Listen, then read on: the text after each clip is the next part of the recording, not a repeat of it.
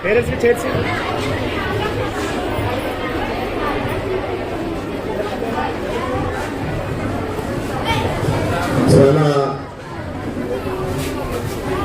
మంచి రోజు, చాలా ఆనందమైన రోజు ఈరోజు. పిల్లల భవిష్యత్తు నిర్మించే,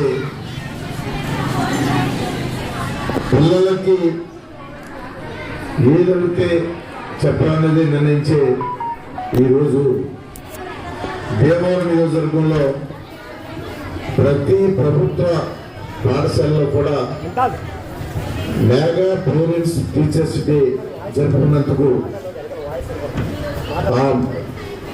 ఉపాధ్యాయులకు, పేరెంట్స్ కు నమస్కారం తెలియజేస్తూ విద్యార్థి బోర్డులందరూ కూడా నా ఆశీర్వాదాలు ఇస్తూ తెలియజేస్తున్నాను. ఇంత పెద్ద మంచి కార్యక్రమానికి ఝాన్సీ లక్ష్మీబాయి మరి గర్ల్స్ హై స్కూల్ వారు నన్ను ఆహ్వానించినందుకు ముందుగా వాళ్ళందరికీ కూడా ధన్యవాదాలు తెలియజేస్తున్నాను. ఈ వీరికి అధ్యక్ష వస్తున్న మన ప్రధాన ప్రతినిధి మేడం గారికి, పేరెంట్స్ చైర్మన్ గారికి, అలాగే గోపాల్ సార్ గారికి, సత్యనారాయణ గారికి, మన మున్సిపల్ డిప్యూటీ కమిషనర్ రాంబాబు గారికి, అనిల్ గారికి, అలాగే మన సూపరింటెండెంట్ డైరెక్టర్ గురుమూర్తి గారికి, అందరూ కూడా మరి స్టూడెంట్స్కి, పేరెంట్స్, తల్లిదండ్రులు అందరూ కూడా ముందుగా నమస్కారం తెలియజేస్తూ, మీ అందరికీ తెలుసు ప్రభుత్వ పాఠశాలలు లాస్ట్ ఇయర్ ఏ విధంగా రాష్ట్ర ప్రభుత్వం ఏ విధంగా ప్రభుత్వ పాఠశాలని ఆధునీకరణ చేసి ప్రతి విషయంలో కూడా వాళ్ళకి కావలసిన మెటీరియల్ కానీ, బుక్స్ కానీ, అక్కడ ఆ స్కూల్స్ యొక్క శానిటేషన్ కానీ, టీచింగ్ విషయంలో ఆ మాస్టర్లకు ఇచ్చే సూచనలు కానీ చాలా మీరు చూశారు. ఈ ప్రభుత్వం వచ్చారనే మెగా డిఎస్సీ అని చెప్పి 16,000 మందికి పోస్టులు ఇస్తున్నారా మీ అందరికి తెలుసు. ఈరోజు ఈ కార్యక్రమాన్ని మన రాష్ట్ర ముఖ్యమంత్రి గారు నారా చంద్రబాబు నాయుడు గారు, రాష్ట్ర విద్యాశాఖ మంత్రి వారిలో నారా లోకేష్ బాబు గారు రంపచోడవరంలో ఒక గిరిజన ప్రాంతంలో, ఒక మారుమూల ప్రాంతంలో ఈ కార్యక్రమం చేస్తున్నారు.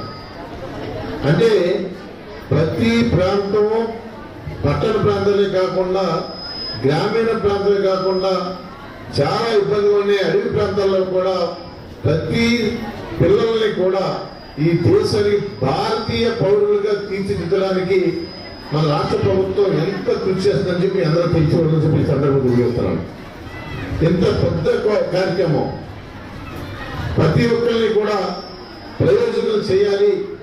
చదువుకుంటేనే ఈ సమాజంలో ఒక మంచి గుర్తింపు, ఆ కుటుంబానికి పోషణ కానీ, దేశ భద్రత కానీ, మన ప్రాంత అభివృద్ధి కానీ చేయాలంటే ప్రతి మనిషికి చదువు అనేది ముఖ్యమైన ఒక కార్యక్రమాన్ని మన రాష్ట్ర ప్రభుత్వం తీసుకుంది. దానిలో భాగంగా ఎక్కడ కూడా పేదవారు చిన్నపిల్లల్ని పనికి పంపుకోకుండా తల్లిదండ్రులని సమాయత్తం చేసి తల్లికి వందనం అనే కార్యక్రమాన్ని ప్రతి ఎంతమంది పిల్లలు ఉంటే ఇంట్లో అంతమందికి 15,000 రూపాయలు చొప్పున, అంటే 2,000 రూపాయలు మెయింటెనెన్స్ ఇస్తారు, 13,000 రూపాయలు తల్లుల అకౌంట్ లో చేసే కార్యక్రమాన్ని పెద్ద ఎత్తున మన రాష్ట్ర ప్రభుత్వం చేస్తున్నందుకు మీ అందరూ ఒకసారి తప్పకుండా ధన్యవాదాలు తెలియజేస్తున్నాను. ఎంత పెద్ద కార్యక్రమం అంటే 10,000 కోట్లు రాష్ట్ర బడ్జెట్ లో 2 లక్షల కోట్ల బడ్జెట్ ఉంటే 10,000 కోట్లు ప్రత్యేకంగా తల్లుల అకౌంట్ లో రాష్ట్ర ప్రభుత్వం ఏంటంటే సామాన్య విషయం కాదు. అది భారతదేశంలో మన ఆంధ్రప్రదేశ్ ఒకటే ఈ కార్యక్రమం చేస్తుందని చెప్పి అందరూ తెలియజేస్తున్నాను. అదే కాకుండా మధ్యాహ్నం భోజన పథకం, ప్రతి పిల్లలు కూడా ఆరోగ్యవంతంగా ఉండాలి, వాళ్ళకి మంచి ఆహారం అందించాలి. దానితో పాటు వాళ్ళకి ఆరోగ్యంగా ఉన్నప్పుడే ఈ సమాజంలో చదువు కానీ లేదా ఇంకో పని కానీ ఏదైనా చేయాలంటే ముందు ఆరోగ్యం ముఖ్యం, బతకడం ముఖ్యం, ఆరోగ్యం ముఖ్యం, క్రమశిక్షణ ముఖ్యం. అలాగే తల్లికి వందనం అనే కార్యక్రమాన్ని పెట్టారని చెప్పి చూశారు మీరు.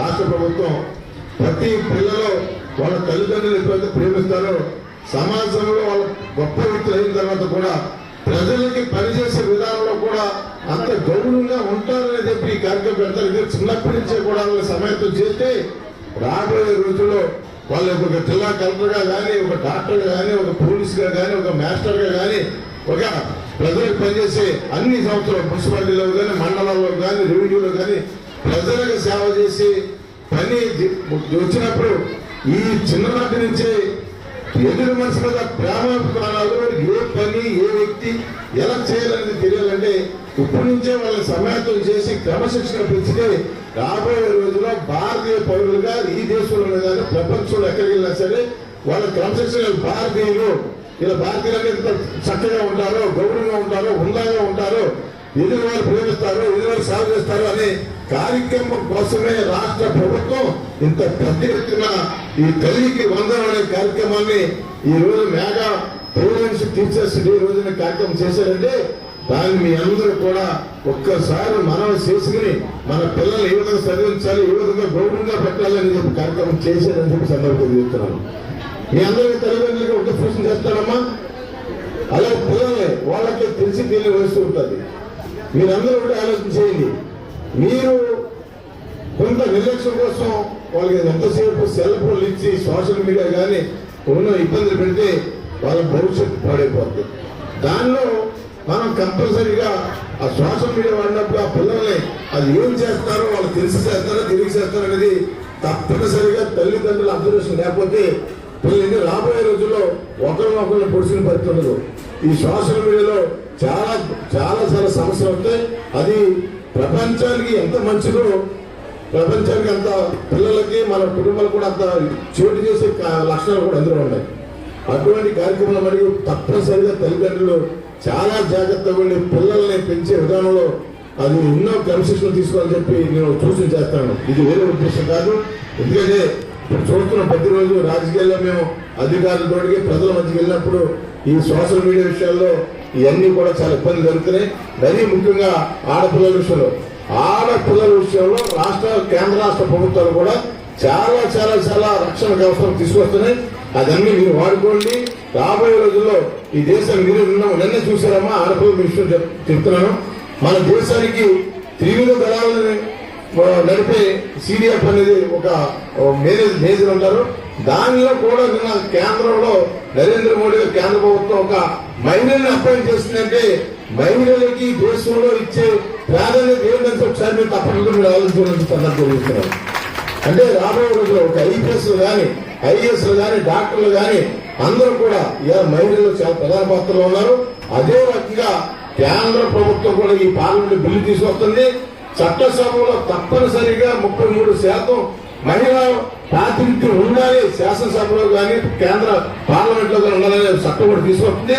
దానిలో ఈ దేశంలో ఆడ మగాని తేడా లేకోకుండా ఈ దేశంలో పుట్టిన ప్రతి పౌరులు, ఈ దేశ పౌరులు ఉన్నతంగా ఉండాలనే కార్యక్రమం ముందుకు తీసుకెళ్తారు. కాబట్టి ఈ మెగా పేరెంట్స్ టీచర్ చేస్తున్న విషయాలన్నీ కూడా ఇండస్ట్రీలు అందరూ కూడా మీకు చెప్పి సమన్వయం చేసి రాబోయే రోజులక ఈ రోజు పిల్లలే రేపు పౌరులు భవిష్యత్తు పొందాలని చెప్పేసి ఒక కార్యక్రమం అందరూ తీసుకెళ్లి ఈ నారా లోకేష్ బాబు ఐటీ శాఖ మంత్రి అయిన తర్వాత, విద్యాశాఖ మంత్రి అయిన తర్వాత ఈ 170 నియోజకవర్గాల్లో ఆంధ్రప్రదేశ్ లో 5 కోట్ల మంది కోసం, అలాగే ప్రతి పిల్లల కోసం, ప్రతి విద్యార్థుల కోసం ఎన్నో సంస్థలు తీసుకొస్తారు, ఎన్నో కంపెనీలు తీసుకొస్తారు.